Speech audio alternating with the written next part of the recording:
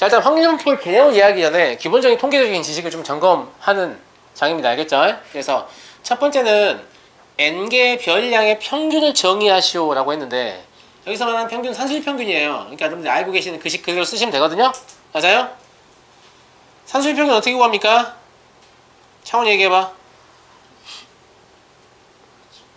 전체 다 나온 다음에 개수. 그렇죠.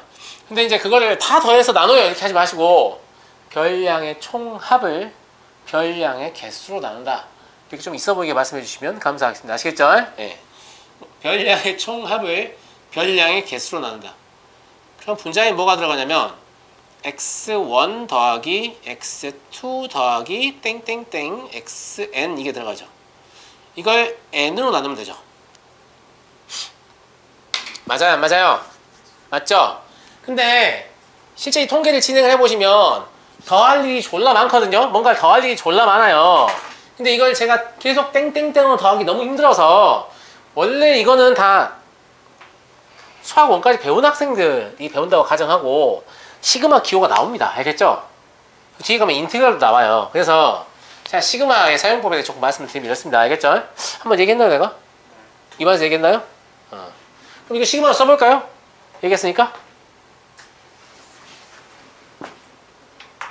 시그마, 보통 시그마는 K를 쓰는데 통계에 사용하는 시그마는 이유는 잘 모르겠는데 I를 써요. 알겠죠? 예. I도 통계학을 이해할 수 있다는 뜻일까요? 예, 농담이고요. 자, I를 씁니다. 알겠죠? 그래서 I는 1부터 N까지 N분의 XI 이렇게 쓰면 될까요? 맞아요? 근데 시그마의 성질 중에 이런 게 있어요. 상수배 시그마는 시그마의 상수배다. 무슨 말이냐면 요 N분의 1은 굳이 여기 안 들어있어도 돼요. 그래서 이렇게 빼서 써도 상관없어요.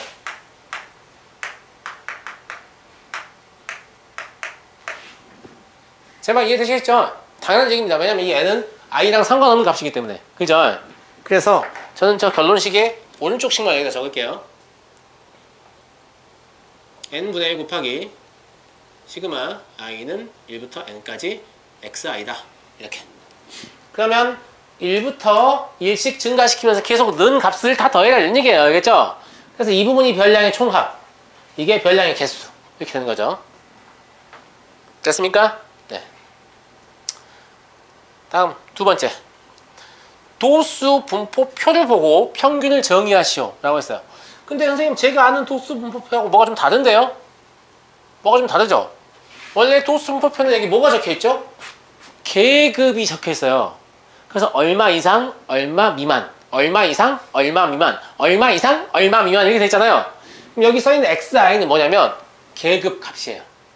실제로 도수 분포표에서의 평균은 계급으로 얘들을 분화해놨기 때문에 실제 값이 얼마인지 알 길이 없어요. 알겠죠? 그러니까 계급값을 대표값으로, 즉 사실 계급값은 계급의 양 끝값의 평균이잖아요.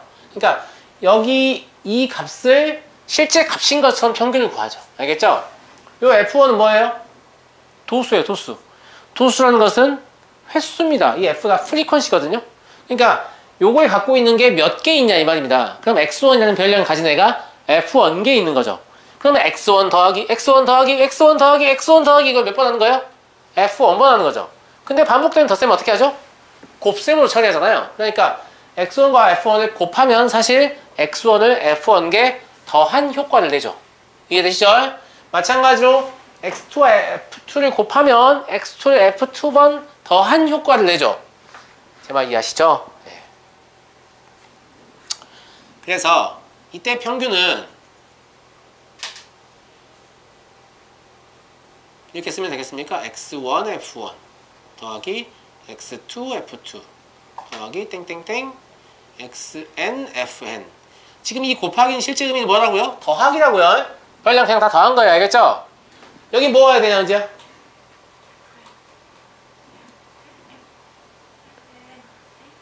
N? 여기서 말하는 N은 그냥 단순히 계급의 개수예요. 별량의 총 개수는 뭐냐면 여기 있는 숫자를 다 넣어야 돼요.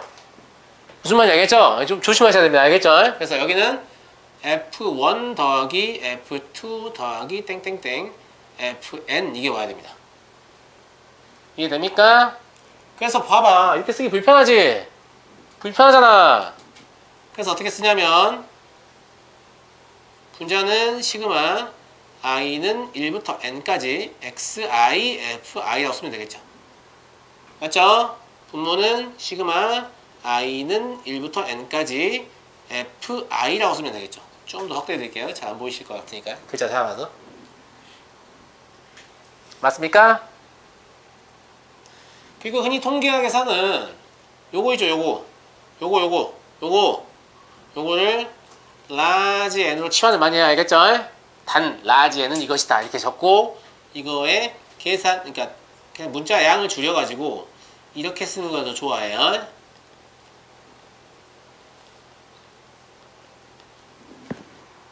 아시겠죠? 네. 그러면 아까 1번에서 구한 평균과 2번에서 구한 평균은 차이가 있나요? 아무 차이 없습니다. 평균을 구하는 방식에 아무 차이가 없는 겁니다. 다 더해서 개수를 나누는 거예요. 여러분 알고 계시는 것처럼 이 곱하기는 실제 곱하기가 아니고 그냥 반복된 덧셈이에요. 아시겠죠? 아시겠죠? 그러니까 별량의 총합을 별량의 개수로 나눈다는 측면에서 완벽하게 일치합니다. 다른 식이 아닙니다. 예. 다른 식으로 생각하지 마시고. 자, 3번 넘어갑니다. 3번 보시면 뭐가 나와요? 산포도가 나오죠? 산포도가 뭐야, 창훈아? 산포도가 뭐예요? 산포도가 뭐야? 와, 훌륭해요. 근데 분포하는 정도를 나타내려면 기준이 있어야 돼요. 그죠? 그 기준이 바로 뭐냐면 우리 통계에 쓴 기준은 대표값, 주로 평균입니다. 사실 그 중3 때는 대표값을 3개 배우죠. 평균, 그 다음에 평균, 그 다음에 아니 최빈값 뭐 이런 거 안 배웠어? 또 보이잖아. 하나 더 있지 않나요? 그냥 중간값이에요 그게? 중앙값 아닌가? 나도 오래돼서 기억이 안 나는데 중등 수업 너무 안 했나봐요. 막 과목이 하네. 근데 중요한 게 아니에요. 고등에서는 대표값 딱 하나밖에 안 써요. 누구밖에? 평균밖에 안 씁니다. 알겠죠? 그러니까 그냥 평균으로 얘기할게요. 알겠죠? 그래서 산포도의 저기는 별량이 잠깐만 글자 색 좀 바꿀게요. 별량이 평균을 중심으로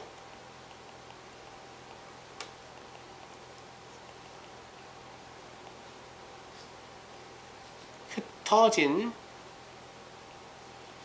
정도라고 얘기하면 안 돼요. 그럼 산포도가 어떻게 돼요? 그러니까 좀 많이 흩어져 있어요. 뭐 이렇게 얘기할 거예요? 이걸 뭘로 나타내야 돼요? 숫자로. 알겠죠? 정도를 수로 나타내야 정확히 어느 정도 흩어져 있는지. 그 다음에 산포도가 유사해 보이는 두 집단 간에 산포도가 정확히 어떻게 차이가 나는지 이런 것들을 얘기할 수 있는 거죠. 누가 크고 누가 작고 이런 거 아는 거죠. 맞습니까? 그럼 산포도라는 걸 우리가 한번 만들어 보죠. 우리가 한번 만들어 보겠다고. 무슨 말이냐면 이 만드는 과정을 기억하시면 산포도를 무조건 기억합니다. 알겠죠? 만들어 본 적이 없으니까 그런 건데. 자, 우리가 대표값을 쓰는 이유는 뭐냐면 이런 것 때문입니다. 별량 전체를 상대방에게 전달하면 오히려 상대방이 더 이해를 못해요. 무슨 말인고 하니 제가 창훈이한테 창훈아 너네만 공부 잘하니? 이렇게 물어봤어요. 창훈이 저한테 이렇게 얘기했단 말이죠. 선생님 저희 반에요 40명의 학생이 있는데요 1번 학생이 몇 점이고 2번 학생이 몇 점이고 3번 학생이 몇 점이고 4번 학생이 몇 점이고 이렇게 해서 40학생 몇 점이에요? 이러면 제가 들은 제가 뭐라고 해요? 잘하는구만 이렇게 얘기합니까? 뭔 소리야 이 생각하죠. 저희 학교 평균이 한 65점 정도인데 저희 반 70점 정도예요. 이러면 금방 이해하죠. 괜찮게 하는군 이렇게. 맞아요? 무슨 말이냐면 자료의 개수가 너무 많으면 오히려 전달하기 좀 어려워요. 듣는 상대방도 이해하기 어려워요. 그래서 자료의 개수를 단 한 개를 줄인 거죠. 뭘 통해서? 대표값을 통해서. 그래서 우리가 대표값을 쓰는 거예요. 알겠죠? 그럼 산포도는 도대체 왜 필요하냐라고 하면 이럴 수가 있어요. 1반과 2반 있어요. 둘 다 학생은 40명입니다. 1반도 평균이 50점, 2반도 평균이 50점이에요. 근데 이 두 반이 완전히 다른 양상을 볼 수 있는데 1반은 100점짜리가 20명, 빵점짜리가 20명이에요. 그게 평균 50점이에요. 2반은 40명 전체가 전부 다 50점이에요. 그럼 두 개의 반이 평균은 같지만 완전 뭔가 다르죠. 맞아요. 근데 1반을 보시면 평균이 50인데 50점인 사람 한 명도 없어요. 100점 절반, 빵점 절반이니까 이런 거를 산포도가 아주 크다고 표현합니다. 알겠죠? 근데 이 반은 전부 다 50점이니까 흩어져 있질 않은 거죠. 이 산포도가 사실 0인 거예요, 얘가. 아시겠죠? 아, 그러니까 이 두 개의 반의 차이를 설명하려면 결국 뭐가 필요한 거예요? 산포도가 필요한 거죠.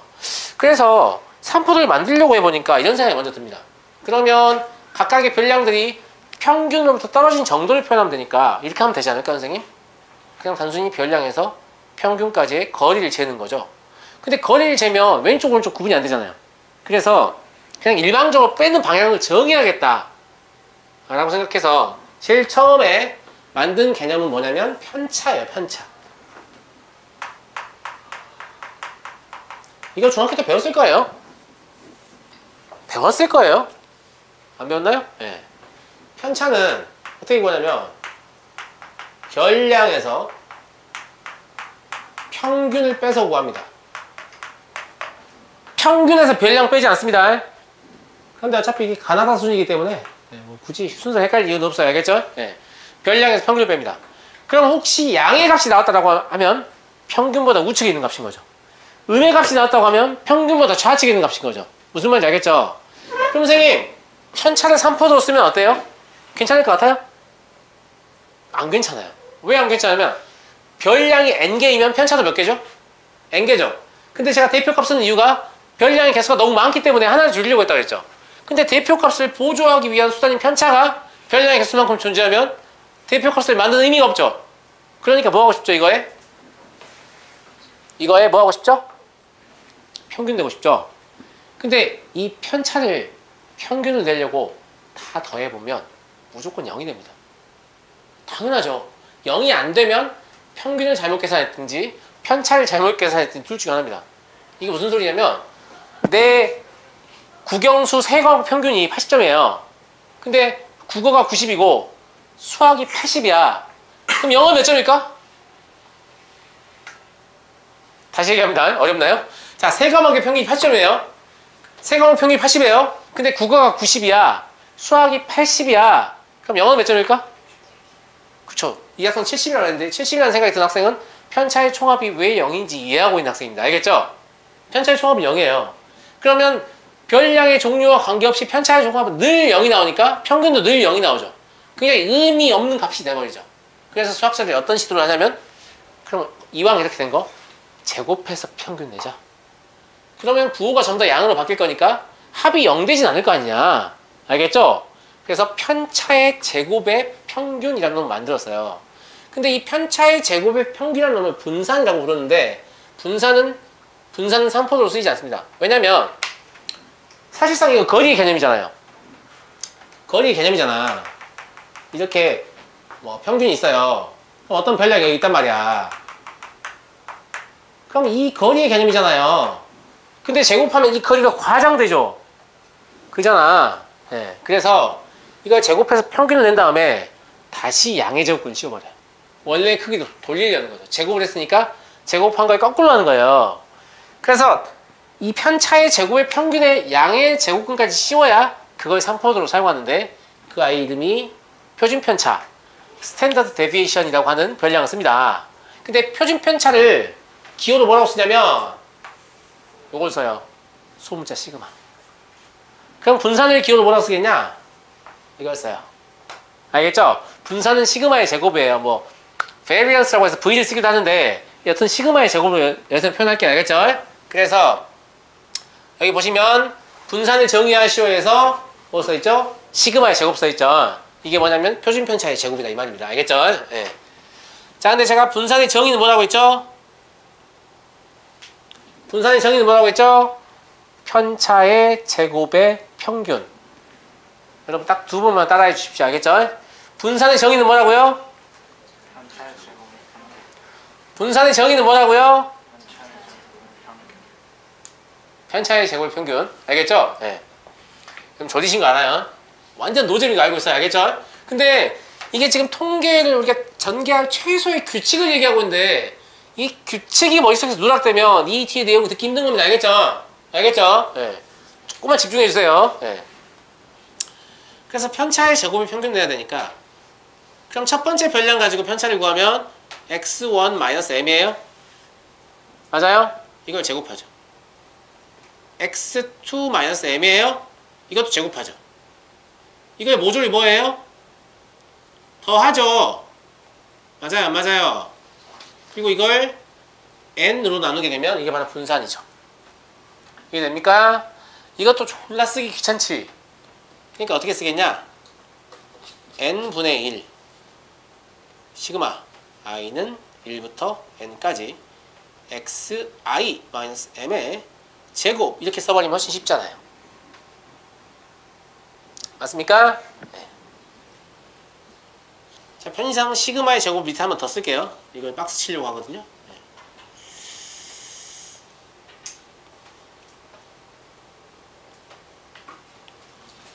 자, 여기 박스를 치고 여기다 뭐라고 쓰냐면 분산의 정의식이라고 쓰세요. 이런 말 없어요. 제가 만든 말이에요. 이런 말 쓰면 왜 만들었는데요? 분산을 구한 식이 하나 더 있어요. 일명 분산의 변형식이라고 하는 식이 있는데 그 식과 대비되는 개념으로 제가 이 식의 이름을 붙인 거예요. 분산의 정의식이라고. 왜냐면 분산의 정의를 그대로 담고 있는 식이거든요. 분산의 정의가 뭐라고? 편차의 제곱의 평균, 편차의 제곱의 총합을 별량의 개수로 나누고 있으니까 편차의 제곱의 평균이라고 적혀있잖아요, 여기. 그제? 그래서 제가 얘 이름을 분산의 정의식이라고 지었어요. 알겠죠? 자, 그럼 분산을 구하는 다른 식을 유도하시오라는 말은 분산의 변형식 써봐라 이 말이죠. 알겠죠? 자, 이걸 같이 보고 해야 되니까 3번은 제가 여기다 한번 써볼게요. 자, 변형식이라는 게 별게 아니고 여기 보시면 완전 제곱 있죠? 이 완전 제곱을 다 전개할 거예요. 다 전개할 건데 이거 전개하면 뭐가 나오죠? x1 제곱 마이너스 2mx1 플러스 m제곱 3개 항이 나오죠. 첫 번째 것끼리 모으고 두 번째 것끼리 모으고 세 번째 것끼리 모을 거예요. 무슨 말인지 알겠죠? 네. 그래서 3번 답은 제가 쓸게요. 자, 시그마의 제곱을 쓰는데 첫 번째 것끼리 모으면 x1 제곱 더하기 x2의 제곱 더하기 땡땡땡 xn의 제곱인가요? 맞아요? 그죠? 두 번째 건 뭐예요? 마이너스 2mx1 마이너스 2mx2 땡땡땡 마이너스 2mxn이죠. 그럼 마이너스 2m이 공통인수예요. 그래서 마이너스 2m을 앞에다 빼고 n분의 x1 더하기 x2 더하기 땡땡땡 xn 이렇게 적을게요. 뭐나? 저 이거 좀 밑에다 옮겨 적을게요. 여기 잘리는 것 같아서. 마이너스 2m 곱하기 x1 더하기 x2 더하기 땡땡땡 xn 이렇게 적을게요. 아직 우리에게 마지막 항이 남았죠? 마지막 항은 뭐예요? m제곱 m제곱 얘가 몇 개예요? n개죠. 네. 그래서 플러스 n분의 n 곱하기 m제곱 이렇게 전개되지 않나요? 맞아요? 그럼 기본적으로 얘는 약분이 되겠죠? 그죠? 그 다음에 얘를 보니까 얘가 무슨 식인가요? 이게 무슨 식이죠? 별량의 총합을 별량의 개수로 나누고 있네요. 얘가 뭐예요? 평균이에요. 맞죠? 그 다음에 얘는 뭐라고 부르냐면 별량의 제곱의 평균이라고 불러요. 알겠죠? 근데 이건 딱히 바꿀 수 있는 게 있는 건 아니에요. 알겠죠? 그래서 최종적으로 시그마의 제곱이라는 게 어떻게 얻어지냐면 별량의 제곱의 평균을 우리가 못 바꾸잖아요. 못 바꾼다고. 못 바꿔요. 알겠죠? 그러니까 이렇게 쓸게요.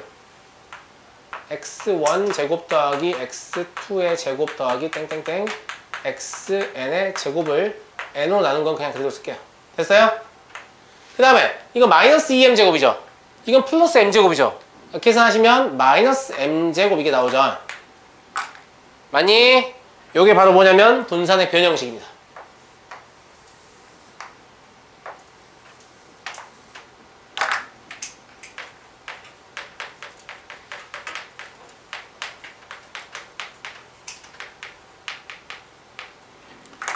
요게 바로 분산의 변형식입니다. 알겠죠? 이거 뭐라고? 별량의 제곱의 평균. 이건 뭘까 그러면? 별량의 평균의 제곱. 그럼 이거를 읽으면 이래요. 봐봐요. 분산의 변형식이 뭐야? 이렇게 물어보면 이렇게 얘기한다고. 별량의 제곱의 평균 마이너스 별량의 평균의 제곱. 헷갈리냐 안 헷갈리냐? 헷갈리지. 별량의 제곱의 평균 마이너스 별량의 평균의 제곱. 헷갈리죠? 그래서 이걸 조금 덜 헷갈리게 제가 바꿨어요. 그러니까 이걸 제곱의 평균이라고 부를 거예요. 얘는 평균의 제곱. 그래서 제곱의 평균 마이너스 평균의 제곱. 이렇게 외우시면 돼요. 제곱의 평균 마이너스 평균의 제곱. 근데 고3들은 뭐라고 하는지 알아요? 저한테? 아 선생님 그거요. 재평평제. 재평평제. 예, 이거 더 줄이더라고. 예. 제곱의 평균 마이너스 평균의 제곱. 더 줄여가지고 재평평제 이러고 있다고 알겠지? 예. 근데 기억하시는 방법은 제곱의 평균 마이너스 평균의 제곱. 근데 이 공식 굉장히 필수적입니다. 이걸 모르면 그냥 풀 수 없는 문제들이 엄청 많아요. 알겠죠? 분산은 정의식 하나만 안다고 되는 게 아니고 이 식까지 무조건 알아야 돼요. 알겠죠? 네. 재평평제 뭐로 외우든 뭐로 외우든 아무튼 외우세요. 별량의 제곱의 평균 마이너스 별량의 평균의 제곱. 이게 원칙적으로 맞는 말인데 네, 이걸 좀 줄여서 안 헷갈리게 줄여서 이렇게 좀 외우세요. 됐습니까? 그럼 이 분산은 3포도로 쓴다고 안 쓴다고? 안 쓴다고. 왜? 너무 과장돼 있어서. 알겠죠? 그래서 실제 3포도는 뭘 쓰냐면 분산의 양의 제곱근을 쓰게 됩니다. 그래서 여기 4번에다가 그냥 분산의 양의 제곱근이다 라고 쓰시면 돼요.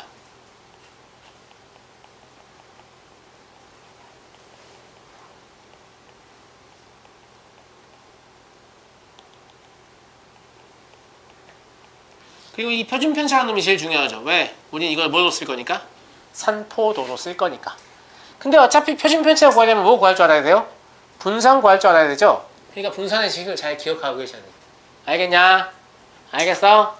실제로 우리는 표준편차를 산포도로 쓸 겁니다. 알겠죠? 자, 문제 4번. 도수 분포표에서도 이 짓 한번 해봐라 라는 얘기니까 이건 식이 더 복잡해요. 잘 보셔야 돼요. 알겠죠? 도수 분포표는 여러분 거기 교재 나와있죠? 그거 참조하시면 돼요. 첫 번째 별량이 뭐였냐 장훈아? x1이었지? 맞아? 맞아요? 그럼 x1 가지고 편차 구해봐. 얼마야? x1 m이죠? 그러면 x1 m의 제곱을 하고 이걸 더해야 되는데 몇 번 더해야 되죠? f1번, n번이 아니라. 왜냐면 아까 다시 도수 분포표로 돌아갑니다.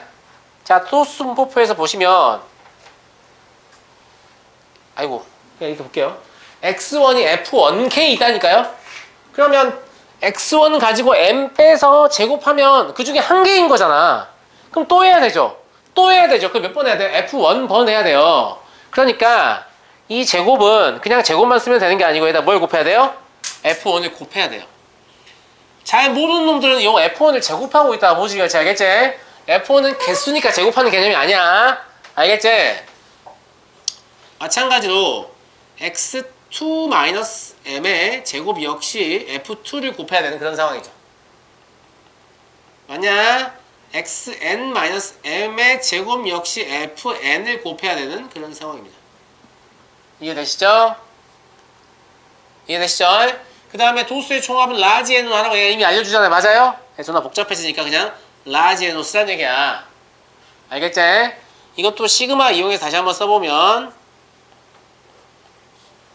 라지 n분의 1 앞으로 빼고 시그마 i는 1부터 n까지 xi-m 제곱 곱하기 fi 이렇게 되겠죠. 요놈이 도수 분포표에서 뭐 구하는 식이에요? 분산 구하는 식입니다. 알겠죠? 이렇게 박스 쳐놓으시고 얘도 뭐예요? 사실은 분산의 정의식인 거죠. 편차의 제곱의 평균. 편차의 제곱의 평균. 편차는 뭐라고? 별량 마이너스 평균. 알겠죠? 예. 이 기본적인 용어를 제대로 숙지하고 있지 못하면 제가 다음 내용을 설명하기 매우 힘듭니다. 알겠죠? 예. 그럼 선생님 이것도 방금 한 것처럼 분산의 변형식 얻을 수 있나요? 라고 하면 예, 당연히 얻을 수 있죠. 얻어보겠습니다. 알겠죠? 자, 이것도 다 전개해봐요. 전개하면 뭐예요? x1 제곱인데 이거 있으니까 f1이죠? x1 제곱 f1이라고 첫 번째 항이. 이거의 첫 번째 항은 x2의 제곱 f2. 그러니까 첫 번째 항끼리 모으고 두 번째 항끼리 모으고 세 번째 항끼리 모을 거라니까? 알겠죠? 2번 답은 여기서 쓸게요. 시그마의 제곱은 첫 번째 x1 제곱 f1 더하기 x2 제곱 f2 더하기 땡땡땡 이 짓을 xn 제곱 fn까지 다 한 게 지금 뭐냐면 첫 번째 항만 모은 겁니다. 그죠? 두 번째 항은 마이너스 2m x1 f1 마이너스 2m x2 f2 맞아요? 마지막 항은 마이너스 2m xn fn이죠? 그러니까 여전히 마이너스 2m이 공통인수임을 알 수 있습니다.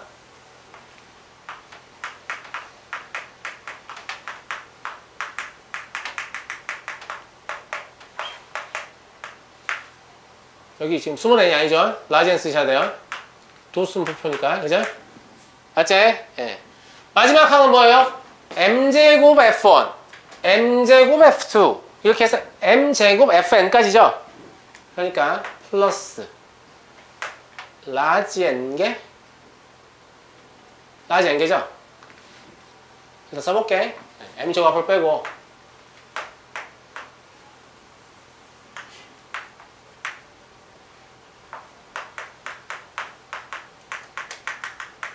이렇게 쓸 수 있냐? 여기까지 이해되시죠? 여기까지 이해되시죠? 거꾸로 올라가 봅니다. 차원아 이거 뭐야?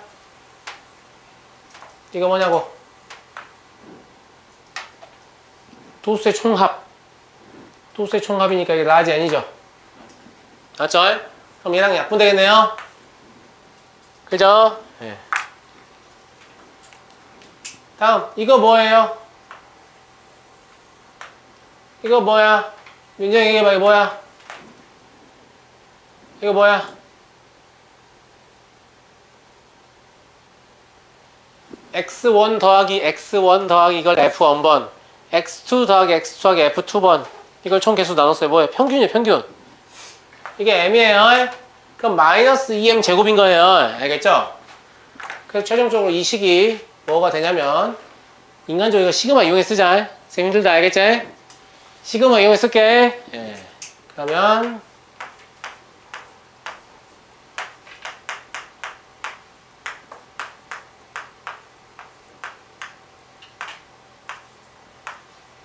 이렇게 되냐?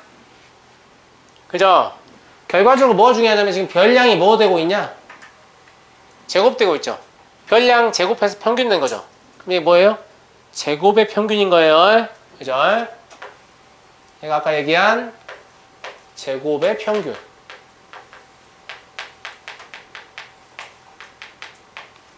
얘는 당연히 뭐예요? 평균의 제곱이군요.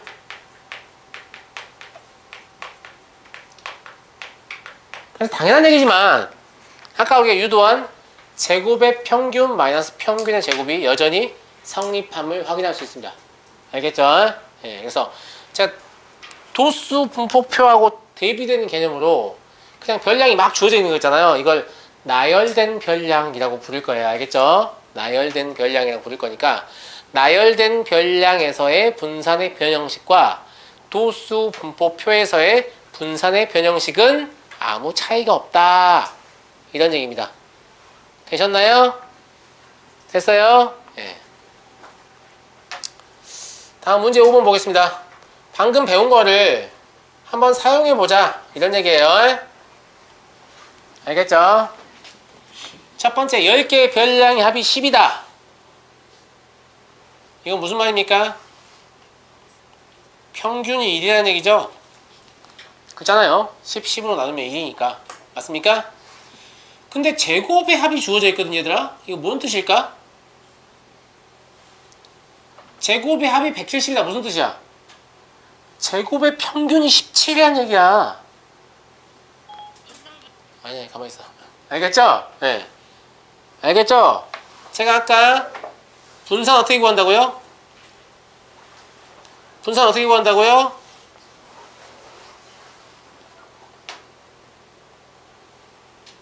이게 지금 뭐예요? 제곱의 평균이죠. 마이너스 평균의 제곱이죠. 근데 문제에서 지금 여기가 얼마나 주어져 있냐? 여기가 170이라고 주어져 있죠? 그러니까 17 마이너스니까 16이라는 얘기입니다. 알겠죠? 그래서 표준 편차는 얼마가 돼요? 4가 되는 거죠. 이해하시겠죠? 네, 그래서 실제로 제곱의 평균 마이너스 평균의 제곱, 즉 분산의 변 형식을 모르고 있으면 문제를 풀 수가 없습니다. 알겠죠? 네, 반드시 기억하고 계셔야 돼요.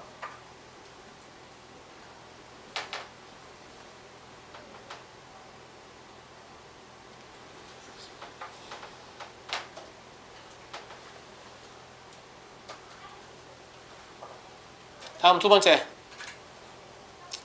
얘 평균이라는 건 뭘 구하라는 얘기냐? 어차피 모든 변량을 2배 해봐야 평균 되면 그냥 2배가 되는 거죠. 그러니까 이 평균은 제 생각에 뭐인 거냐면 2 곱하기 n분의 1 곱하기 시그마 i는 1부터 n까지 xi의 제곱인 것 같고요. 여기 이 부분만 보면 이게 뭐예요? 뭐예요? 제곱의 평균이죠. 그지? 아, 그러면 제곱의 평균 내서 2배 하라는 얘기구나 라는 거죠. 근데 분산은 제곱의 평균 마이너스 평균의 제곱이잖아요. 근데 분산이 주어져 있냐라고 하면 주어져 있죠. 표준 편차가 5라고 했으니까. 맞냐? 그러면 25라는 놈이 바로 뭐냐면 제곱의 평균 맞냐? 마이너스 평균의 제곱이니까 13의 제곱이라는 얘기잖아요. 이해하겠습니까? 그럼 제곱의 평균이 얼마냐? 결과적으로 169 더하기 25니까 194? 맞냐? 네. 따라서 우리가 원하는 값은 얼마냐면 169 더하기 25의 2배를 구하는 거예요. 194의 2배니까 388 될 겁니다. 이것도 정확히 뭘 묻는 문제냐면 너네 분산의 변형식이 제곱의 평균 마이너스 평균의 제곱인데 이거 알고 있어? 이렇게 물어보는 문제인 거죠. 알겠죠? 자, 앞장의 내용은요. 그냥 단순히 통계를 이제 시작하기 위한 어떤 기본적인 지식들을 얘기한 거고 이 내용부터 이제 통계라는 게 시작을 하거든요. 네. 그래서 가장 첫 번째로 등장하는 개념이 확률 변수예요. 근데 확률 변수를 제가 일부러 이렇게 써놨는데 지금 여기 보이시죠? 네. 그 다음에 밑에 확률 분포라고 되는데 보이시죠? 뭐가 좀 이상하죠? 뭐가 좀 이상하죠? 그러니까 확률 변수는 제가 봤을 때는 확률 변수보다는 임의 변수로 번역을 했어야 될 것 같은데 그렇게 번역하지 않고 확률 변수라고 번역했단 말입니다. 그죠? 네, 이 차이를 가지고 제가 확률 변수의 정의를 좀 얘기해 볼게요. 알겠죠? 자, 우리가 어떤 시행을 하면 표본 공간이 발생해요. 맞아요? 가령 주사위를 던진 시행을 하면 1의 눈이 나오는 사건, 2의 눈이 나오는 사건, 즉 주사위의 각 면이 나오는 사건이 존재하죠. 근데 각 면이 나오는 사건에다가 숫자 1, 숫자 2, 숫자 3, 숫자 4, 숫자 5, 숫자 6을 새겨 넣어서 주사위가 된 거예요. 근데 제가 미친 척하고 2, 3, 4, 5, 6, 7을 새겨 넣는다고 해서 주사위를 던지는 시행의 표본 공간이 바뀌는 건 아니거든요. 그냥 그 숫자만 바뀌었을 뿐. 근데 그 숫자를 우리가 1부터 6까지를 마음대로 적은 거죠. 정육면체의 각면의 숫자를 마음대로 적은 거란 말이에요. 마음대로 적었다고요. 마음대로 임의로 적었다고요. 아, 주사위의 숫자가 바로 뭐냐면 확률 변수입니다. 그러니까 주사위라는 물건을 던지는 시행에 의한 표본 공간은 정해져 있어요. 근데 우리가 주사위의 각 면에 어떤 숫자를 적을지는 우리가 정하는 거죠. 그죠? 우리가 정할 수 있다고요. 그래서 이게 랜덤 베리어블스라고 하는 게 우리가 임의로 정할 수 있다는 뜻인데 이제 교과서에서는 뭐라고 하냐면 이 변수들이 결과적으로 확률적으로 결정되는 거 아니냐. 가령 1, 2, 3, 4, 5, 6을 적어 넣었으면 6이라는 확률 변수가 얻어질 확률이 6분의 1 아니냐. 그러니까 우리는 얘를 확률 변수라고 부르겠다. 이렇게 부른 거예요. 왜 이렇게 의역을 했는지 이해해 주면 가시죠? 예. 확률 변수의 정의를 적어 볼게요. 확률 변수의 정의는 어떤 시행에서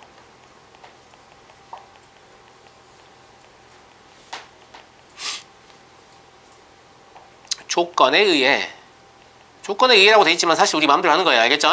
예. 표본 공간의 각 원소에 하나의 실수를 대응시키는 겁니다.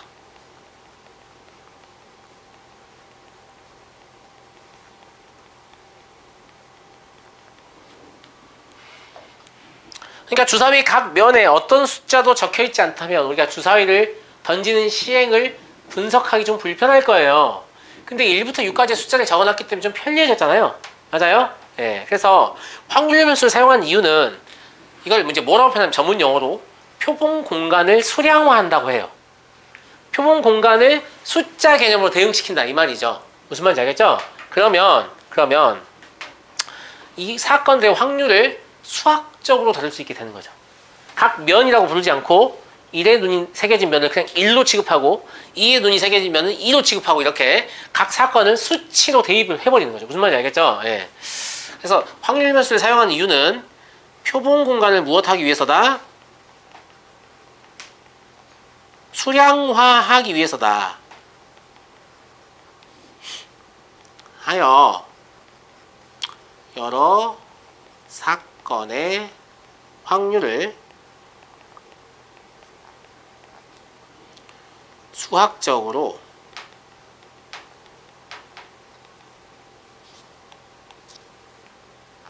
동시에 다룰 수 있다. 근데 그래도 저는 확률 변수를 쓰는 이유를 잘 모르겠는데요. 이렇게 좀 느낌이 안 오는 학생이 있을 수 있는데 밑에 예제를 보시면 확실히 좀 이해가 될 거거든요. 그러니까 일단 그런가 보다 하세요. 알겠죠? 예. 그런가 보다. 예. 다음 3번 확률 분포. 확률 분포 표본 공간을 수량화하면 결과적으로 표본 공간의 각 원소라고 했으니까 이 각 원소는 뭐예요? 근원 사건이죠. 그럼 근원 사건이 바로 뭐가 되냐면 하나의 실수가 되는 거란 말이에요. 근데 근원 사건이라는 건 확률을 갖죠. 확률을 가지니까 아하 그럼 이 하나의 실수가 확률적으로 결정되는구나 라는 걸 알 수 있어요. 맞아요? 그래서 확률 변수인 거거든요. 근데 이 확률 분포는 그러면 그 각 실수와 확률의 대응 관계를 얘기하는 거예요. 대응 관계니까 이게 사실상 뭐냐면 함수입니다. 알겠죠? 사실상 함수예요. 확률 변수가 지원격의 원소입니다. 그리고 해당하는 확률이 바로 뭐냐면 함수 값인 거예요. 이해됩니까? 이해돼요? 네. 그래서 요 내용 정리해보면 확률 분포는 확률 변수 x의 모든 값과 x가 그 값을 취한다라고 표현하는데 취할 확률의 대응 관계입니다. 이것도 잘 이해가 안 가는 학생 예제를 보시면 이해가 갈 거예요. 알겠죠? 대응 관계니까 결과적으로 얘는 뭐냐면 함수예요, 함수.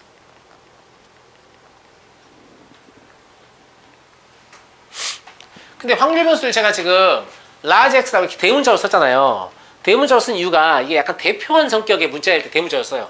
무슨 말이냐면 확률 변수 x가 실제로 어떤 구체적인 값을 뭐 1이나 2나 3을 간다고 숫자라고 나오면 상관없는데 그 숫자 중에 어떤 값을 표현하고 싶으면 또 문자를 써야 되잖아요. 그럼 그때는 수문자로 써요. 그 내용을 제가 밑에 적어놨거든요. 제가 한번 읽어보시고 알겠죠? 그 다음에 하나 더 확률 변수가 가질 수 있는 값이 아까 주사위를 던졌을 때 눈처럼 1, 2, 3, 4 이렇게 똑똑 끊어지는 값이 있어요. 이걸 뭐라고 표현하냐면 이산적이다 라고 표현해요. 이산적이다. 흩어져 있다는 뜻이에요. 알겠죠? 이산적이다. 그럼 선생님 확률 변수가 가령 패구간 1부터 3까지 이렇게 연속적인 값일 수도 있는 거예요? 네, 있는 거예요. 그거를 우리가 다음 챕터에서 배울 겁니다. 알겠죠? 일단 우리가 여기서 얘기하고자 하는 건 이산 확률 변수, 즉 값이 뚝뚝뚝 끊어져 있는 확률 변수를 얘기하고 싶은 거예요. 알겠죠? 네.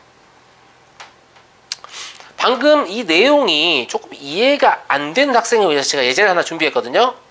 자, 이 예제를 한번 보면 확률 변수가 뭔지, 확률 분포가 뭔지 조금 이해가 되실 거예요. 알겠죠? 지금 보시면 한쪽 면에 1의 눈이 다른 쪽 면에 2의 눈이 새겨져 있다. 그럼 동전의 앞뒤에다가 1, 2를 새겼으니까 1, 2가 확률 변수겠구나 이렇게 생각할 수도 있어. 실제 확률 변수일 수도 있어요. 근데 얘는 뭐라고 얘기를 했냐면 이와 같은 두 개의 동전을 동시에 던질 때 나타나는 숫자의 합을 확률 변수래요. 그러니까 무슨 말이냐면 문제에서 뭐가 확률 변수인지 정해줍니다. 알겠죠? 그러니까 문제를 잘 읽으셔야 돼요. 얘가 확률 변수구나 이렇게 생각하시면 돼요. 그러면 동전에는 1 아니면 2가 적혀있죠. 근데 두 개의 합이 확률 변수죠. 그럼 가능한 건 누굽니까?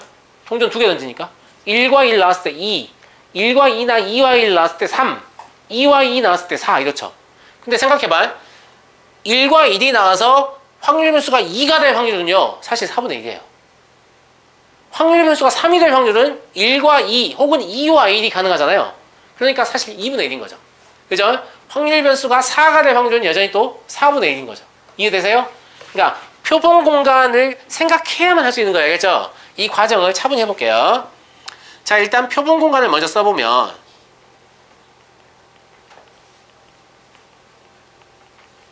이 표본 공간의 원소는 숫자가 아니고 숫자의 순서쌍이 돼요. 왜냐하면 동전 2개를 던지니까. 그죠? 그러면 1, 1 아니면 1, 2 아니면 2, 1 아니면 2, 2 이렇게잖아요. 맞습니까? 그리고 확률 변수 x는 2 아니면 3 아니면 4를 갖죠. 이해되시죠? 네. 그래서 표본 공간을 우리가 알고 있기 때문에 이걸 이제 표로 한번 그려볼 수 있는데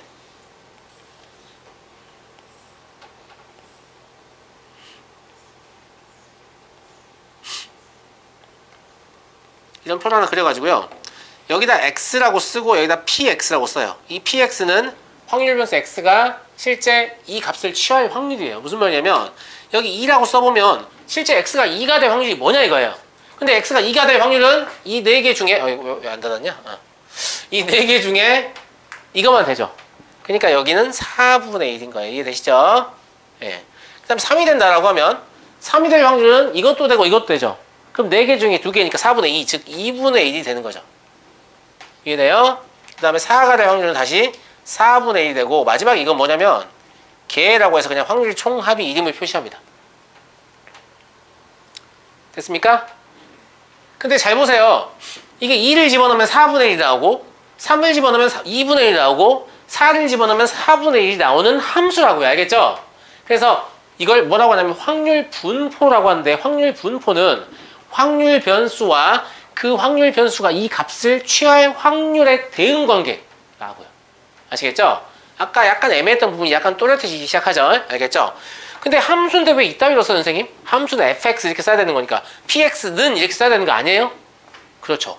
그렇게 써야 되죠. 그렇게 써야 되는데 일단은 이산 확률 분포는요 이산적인 값이고 값이 끊어져 있다고요? 그 다음에 개수가 유한한 경우가 대부분입니다. 무한히 주지 않아요. 알겠죠? 심지어 한 12개 미만? 몇 개 안 줍니다. 몇 개 안 줘서 표로 쓰는 게 더 편해요. 그래서 이 표로 쓰는데 이 표를 우리가 뭐라고 부르냐면 확률 분포 표라고 부릅니다.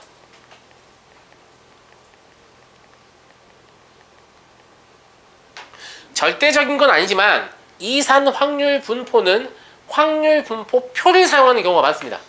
알겠죠? 표를 쓰는 경우가 많아요. 그럼 연속 확률 분포는 표를 못 쓰게 되는 선생님? 못 쓰죠. 왜냐면 확률 변수가 1과 3 사이에 실수를 가질 수 있어요. 그럼 여기다 1 딱 썼어. 여기다 못 쓸 거냐? 못 쓰잖아요. 1 바로 옆에 있는 숫자 못 쓰잖아요. 알겠죠? 그러니까 표는 어디서만 쓸 수 있냐면 이산 확률 분포 이 챕터에서만 쓸 수 있는 거 알겠죠? 그 다음에 이게 함수니까 그래프로 그려볼 수도 있겠죠. 맞아요?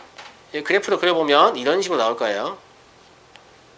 여기가 X축, 여기가 Y축. Y축 너무 길다. 그렇지 않냐? 쓸데없이. 이 정도만 올라가자. 여기가 X축, 여기가 Y축이라고 해볼게요. 그럼 2, 3, 4잖아요? 그죠? 네. 그 다음에 여기를 뭐 4분의 1, 2분의 1 잡죠. 이랬을 때 이거 사실 함수값을 표시하면 이산적인 값이기 때문에 점으로 찍어야 되거든요. 여기가 2고 여기가 2고 여기가 3이고 여기가 4예요.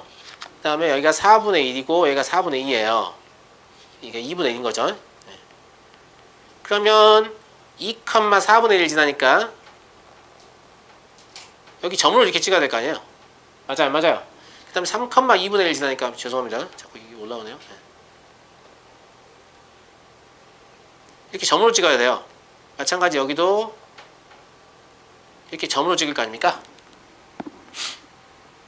맞습니까? 이 점 3개가 바로 뭐냐면 이 확률 분포의 그래프인 거예요. 근데 특별히 이산 확률 분포에서는 무슨 짓을 하냐면 사실 이거 의미가 이렇게 해줘요. 이렇게. 어떻게? 마치 막대기처럼 이렇게 그려놔요. 알겠죠? 이건 뭐냐면 얘들의 분포를 잘 눈으로 육안으로 잘 확인할 수 있게 하려고 하는 거고, 선생님 점으로 찍어도 잘 확인되는데요 이렇게 생각할 수도 있는데, 이거는 이게 개수가 너무 적어서 그래. 알겠지? 개수가 막 100개 200개 있다고 생각해봐요. 그럼 선으로 그려주면 얘가 평면 도형처럼 보이면서 끝값들이 좀 분명하게 어떤 분포를 보이는지가 좀 잘 보이거든요. 예. 그래서 이렇게 연결을 해주는 게, 이게 막대기가 그래프라는 뜻은 아니고요, 이 끝에 있는 점이 그래프인데 이런 식으로 표현하는 걸 좋아해요. 알겠죠? 통계에서만 그렇습니다. 얘는 그래프죠, 그냥. 그러니까 확률 분포의 그래프인 거예요. 그러니까 확률 분포를 지금 표로 나타낼 수 있고요, 지금 그래프로 나타낼 수도 있죠. 근데 우리가 흔히 생각하는 함수는 이런 그래프는 가능한데 원래 이렇게 쓰진 않죠. 어떻게 써요? fx는 어쩌고 이렇게 쓰죠. 그러면 px는 어쩌고 이렇게 쓰고 싶죠. 그런 형태의 함수를 뭐라고 하냐면 확률 질량 함수라고 해요. 뭐라고요? 확률 질량 함수. 근데 이거 네가 한번 써볼래? 어떻게, 야, 이 x와 px 사이의 관계식을 식으로 한번 써볼래? 써볼 수 있겠냐? 써지냐? 제가 하나 써볼게요. 근데 써보면 그렇구나 이렇게 동의할 수 있어요. 알겠죠? 보세요. 자, p하고 x는 k 이렇게 쓰는데 이게 무슨 말이냐면 x가 k일 때의 확률 이런 뜻입니다. 알겠죠? 얘가 4분의 2-k-3의 절대값, 단 k는 2, 3, 4. 자, 보세요. 2 넣어봐요. 얼마 나와요? 4분의 1 나오죠. 3 넣어봐요. 2분의 1 나오죠. 4 넣어봐요. 4분의 1 나오죠. 선생님 이거 억지 아니에요? 약간 이런 느낌이 들죠? 예. 그래요.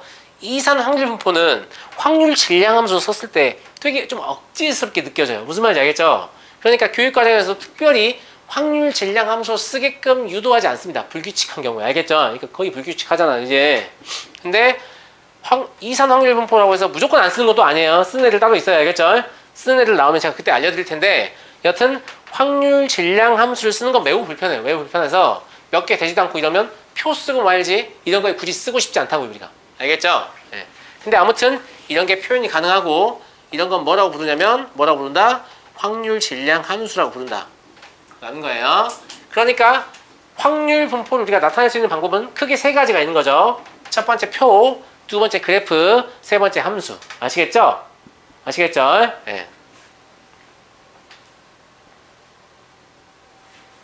자, 다음 내용 넘어가 볼게요. 확률 질량 함수의 성질을 쓰시오 라고 했어요. 확률 질량 함수는 아까 그 함수식 얘기하는 거예요. 알겠죠? 그럼 기본적으로 함수 값이 무엇이에요? 확률이죠. 확률이니까 이렇게 쓰기도 하고 이렇게 쓰기도 해요. 똑같은 말이에요. 알겠죠? 네. 기본적으로 0보다는 크거나 같겠죠. 확률이니까. 맞아요? 그 다음에 1보다는 작거나 같겠죠. 이게 되시죠? 이게 무슨 뜻이냐면 확률 변수 x가 xi가 될 확률이란 뜻입니다. 여기서 xi는 x1, x2, x3 어쩌고저쩌고 xn까지 가능한데 그건 문제마다 달라요. 아까 우리가 했던 문제는 2냐 3이냐 4냐 3개밖에 없었던 거죠. 아시겠죠? 숫자를 구체적으로 알면 x는 2, x는 3, x는 4 이렇게 적으면 돼요. 알겠죠? 뭔지 모르니까 xi라고 적은 거예요. 이해 하시겠죠? 네. 두 번째, 시그마 i는 1부터 n까지 px는 xi다 라고 했어요. 그럼 시그마의 기호의 의미를 이해하시니까 이거 무슨 말이냐면, 그러면 x가 x1일 확률 더하기, x가 x2일 확률 더하기, x가 x3일 확률 더하기, 이 짓을 x가 xn이 될 때까지 다 더하라는 얘기죠. 근데 i 자체가 1부터 n까지밖에 불가능하기 때문에 그럼 이건 사실 뭐냐면 확률의 총합인 겁니다. 그러니까 얼마가 돼야 되냐면 1이 돼야 되는 거죠. 이해하시겠죠? 예. 세 번째, 이거 좀 특이합니다. 보세요. xi부터 xj까지의 확률을 구하시오라고 했어요. 알겠니? 이거 하나는 i고 하나는 j다. 알겠지? 예. 알았니? 예. 이때 i나 j는 1, 2, 3부터 n까지 가능한데 i는 j보다 작아야 확률 의미가 있겠죠. 무슨 말인지 알겠죠? 네. 크고 작다니까. 근데 요 우리가 다루고자 하는 확률 변수는 무슨 확률 변수? 이산 확률 변수이기 때문에 값이 끊어져요. 그래서 xi의 확률 더하기 xi 더하기 1의 확률 더하기 xi 더하기 2의 확률 더하기 이거 언제까지 하는 거예요? 그죠? 예. xj까지 하는 거예요. 알겠죠? 그래서 이건 사실은 쓰려면 뭘로 쓰는 게 편하냐면 시그마로 쓰는 게 편하죠. 그래서 이 확률을 어떻게 계산한다? 라고 쓰냐면 시그마. 여기서 갑자기 제가 k를 쓸 건데 i를 사용해 버렸기 때문에 쓰는 겁니다. 이게 약간 불편하게 느끼실 수 있는데 이건 시그마를 공부를 안 해서 그런 거예요. 알겠죠? 예. i부터 j까지 px는 xk다. 이렇게 쓸 건데 이게 실제 제가 말한 뜻이에요. 보세요. i 집어넣으면 xi일 때 확률이죠. 시그마는 1씩 더하죠. 그러면 xi 플러스 1일 때 확률 나오죠. 또 1 더하면 i 플러스 2일 때 확률 나오죠. 이거 언제까지? xj가 될 때까지 더하시오 이런 얘기고 이게 혹시 좀 이해하기 어려운 학생을 위해서 제가 숫자를 한번 써서 보여줄게요. 이게 지금 일반적으로 써서 식이 좀 어렵게 느껴지는 거고 이렇게 쓸게요. P3 X 7 이랬다. 이런 거예요 그냥. 알겠죠? 그럼 얘가 뭐냐면 P X는 3 더하기 P X는 4 더하기 땡땡땡 P X는 7 지금 이거와 똑같은 말입니다 이게. 알겠죠? 근데 이거를 시그마 저 K하고 똑같이 맞춰 써주면 K는 3부터 7까지 PX는 XK 뭐 이딴 식으로 쓴다는 거죠. 알겠죠? 근데 이게 좀 표현이 적절하지 않다. X는 K라고 적어야겠네. 그죠? 그죠? 그럼 3, 4, 5, 6, 7 다 나오잖아요. 그러니까 이거하고 똑같은 말입니다. 그냥 일반적으로 좀 적다 보니까 상황을 모르는 상태에서 적다 보니까 저렇게 적게 되는 거예요. 알겠지? 예. 구체적인 상황이 주어지면 적기가 훨씬 편합니다. 알겠죠? 자, 9번입니다. 남학생 4명, 여학생 3명으로 이루어진 동아리에서 대표 2명을 뽑기로 했어요. 뽑힌 대표 중 여학생의 수를 확률 변수 X 보세요. 문제에서 정하죠. 얘가 확률 변수야. 사실 여러분들이 어떤 확률 분포를 스스로 설계한다고 하면 여러분이 정하는 게 맞는데 우리가 그럴 능력은 안 되니까 그냥 이미 설계된 확률 분포를 가지고 문제를 푸는 거거든요. 그러니까 거의 대부분은 문제에서 확률 변수가 무엇인지 정해줍니다. 알겠죠? 우리가 정하는 게 아니에요. 예. 확률 변수가 뭐라고요? 뽑힌 대표 중 여학생의 수죠. 맞냐? 그러면 이 확률 변수가 잠깐만 여학생이 몇 명이니? 근데 대표 2명을 뽑죠. 그럼 여학생은 0명 뽑힐 수도 있고 1명 뽑힐 수도 있고 2명 뽑힐 수도 있네요. 맞죠? 네. 그래서 P, X는 X다 라고 해서 이거 한번 써보죠. 이때 확률은 우리 총 몇 명 중에 2명 뽑아요? 7명 중에 2명 뽑으니까 7C가 분모겠죠? 여학생을 X명 뽑는다고 해보면 여학생은 3CX 이렇게 뽑겠죠? 곱하기 남학생은요 4C 2-X 이렇게 뽑겠죠? 맞아요. 총 2명 뽑아야 되니까. 그리고 이때 X는 0, 1, 2다. 이게 지금 뭐냐면 표본 공간을 수령한 거예요. 무슨 말이냐면 이렇게 하면 0 대입하고 1 대입하고 2 대입하면 뽑힌 여학생이 0명일 확률, 1명일 확률, 2명일 확률 바로 계산이 되거든요. 제 말이 무슨 말인지 알겠죠? 그러니까 확률 변수를 정하면 여러 사건의 확률을 동시에 다룰 수 있는 거죠. 아까 제가 확률 분포 설명할 때 했던 거 이제 이제 좀 이해가 가시죠? 예. 이렇게 확률 변수를 잡아주면 이렇게 일반식의 형태의 확률이 얻어지기 때문에 우리가 여러 사건의 확률을 동시에 생각할 수 있는 거죠. 그러니까 확률 계산을 식을 하나 했지만 이제 대입만 하면 어때요? 답이 나오는 그런 상황이 되는 거죠. 뭐 썩 편하진 않습니다. 알겠죠? 예. 자, 계산해 볼까? P, X는 0이라고 해봐. 그럼 얼마예요? 얼마니? 얼마냐고. 7C분의 4C만 하면 되잖아. 7, 6, 4, 3. 7분의 2절. 그죠? 자, 그 다음에 P, X는 2 해봐요. 2일 때 해보라고. 그럼 7C분의 3C만 하면 돼요? 맞아, 안 맞아요? 맞잖아. 그럼 7분의 1이죠. 선생님 왜 이걸 했냐면 요 가운데 건 좀 더 귀찮을 것 같은데 우리는 이산 확률 분포의 합이 1인 거 알고 있거든요. 7분의 4겠죠 뭐. 무슨 말인지 알겠죠? 그러니까 이산 확률 분포는 어떤 확률 먼저 계산하시는 거냐면 간단해 보이는 확률 먼저 계산하는 거 알겠죠? 그러면 제일 복잡한 건 계산 안 해도 돼요. 확률 총합이 1이다를 이용해서 계산하면 되니까 물론 여러분들이 계산한 확률이 다 맞았다는 전제하에 알겠죠? 네.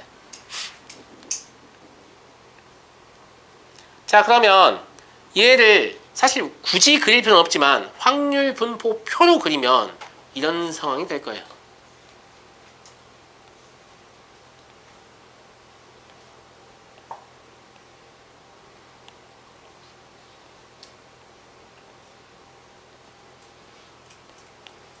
여기가 x, 여기가 px, 여기는 0, 1, 2. 걔는 당연히 1이죠. 여기가 7분의 2, 여기가 7분의 4, 여기가 7분의 1. 이렇게 쓸 수 있다고, 이 상황을. 아시겠죠? 네. 한 명 이하의 여학생이 대표로 뽑힐 확률이다. 이걸 식으로 쓰면 뭐예요? p, x가 1보다 작거나 같다. 맞냐? 맞아, 안 맞아? 근데 이산 확률 분포고 가능한 x는 뭐밖에 없어요? 0, 1, 2밖에 없죠. 그러니까 이걸 범위를 구하는 게 아니고 px는 0하고 px는 1 이걸 그냥 더하는 거죠. 네. 그래서 7분의 2 더하기 7분의 4에서 7분의 6이 나온다는 거죠. 이해되시죠?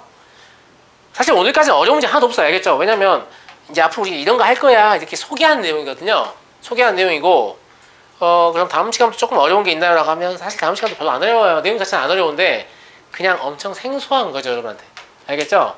다음 시간에 확률 분포 뒷장을 이어서 할 텐데 다음 시간 오실 때 앞에 평균, 분산 관식, 그죠?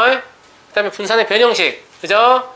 3포도가 뭔지, 분산은 뭐고, 표준 편차가 뭔지, 그리고 확률 분포가 뭐고, 확률 변수가 뭔지 이런 것들을 좀 숙지를 해서 오셔야 제가 설명을 좀 매끄럽게 할 수 있어요. 무슨 말인지 알겠죠? 그래서 제가 일일이 끊어서 화목으로 하는 거거든요.